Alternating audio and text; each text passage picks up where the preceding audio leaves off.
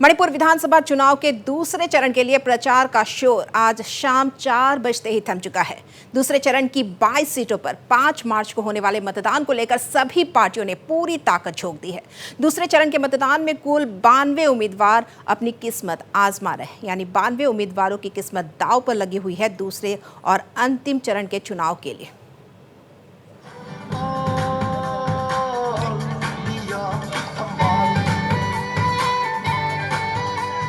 थम गया चुनाव प्रचार का शोर।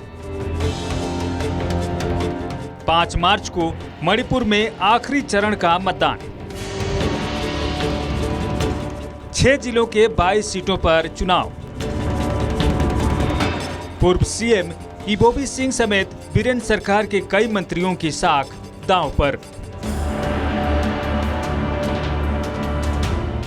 मणिपुर में चुनाव प्रचार का शोर गुरुवार की शाम 4 बजे थम गया। राज्य में 2 चरणों में हो रहे विधानसभा चुनाव के दूसरे चरण में 22 सीटों पर 5 मार्च को मतदान होंगे। प्रचार के आखिरी दिन सत्तारूढ़ भाजपा के अलावा एनपीपी, एनपीएफ और कांग्रेस ने मतदाताओं को लुभाने की पूरी कोशिश की। सभी पार्टियों ने प्रचार के आखिरी दिन अपनी पूरी ताकत झोंक दी। 5 मार्च को थौबाल, चंदेल, उखरूल, तेंगनोपाल, सेनापति और जिरीबाम के 22 सीटों पर वोट डाले जाएंगे। इस चरण में पूर्व मुख्यमंत्री तथा कांग्रेस के वरिष्ठ नेता ओकराम इबोबी सिंह सहित बीरेन्द्र सिंह सरकार के कई मंत्रियों की साख दांव पर है। उल्लेखनीय है कि थौबाल सीट से इबोबी सिंह 6ठी बार चुनाव मैदान में हैं।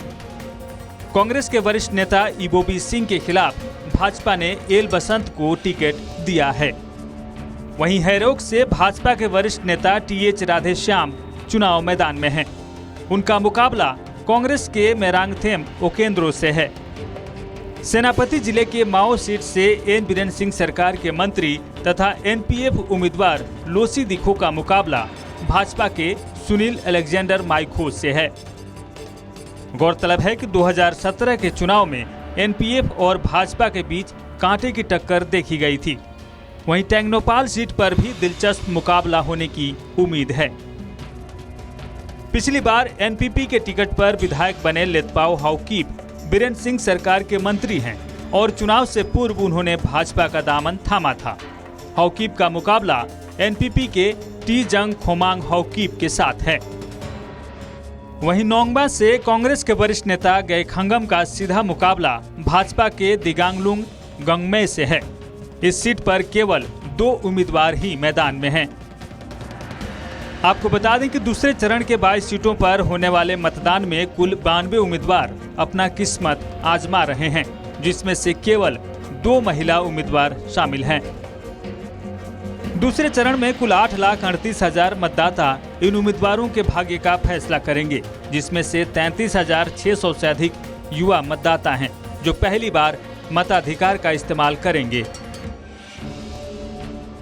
वहीं 92 उम्मीदवारों में से 52 यानी 57% उम्मीदवार करोड़पति हैं। इनके अलावा 16 उम्मीदवारों पर आपराधिक मामले दर्ज हैं, जिनमें से 14 पर गंभीर आपराधिक मामले हैं। पार्टी स्तर पर देखें तो जदयू के 10 में से 4 उम्मीदवारों पर आपराधिक मामले दर्ज हैं। इसके अलावा कांग्रेस के 18 में से 4, एनपीपी के 11 में से 2 और भाजपा के 22 में से 2 उम्मीदवारों ने अपने ऊपर आपराधिक मामले शपथनामा में घोषित किए हैं। वहीं भाजपा के 22 में से 14 उम्मीदवार करोड़पति हैं। एनपीएफ के 10 में से 8, कांग्रेस के 18 में से 12 और एनपीपी के 11 में से 6 तथा जदयू के 10 में से 5 उम्मीदवार करोड़पति हैं।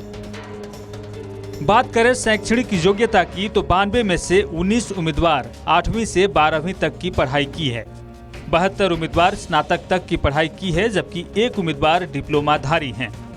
चुनाव आयोग ने खंगाबुक और थौबाल विधानसभा क्षेत्र को संवेदनशील विधानसभा सीट घोषित किया है।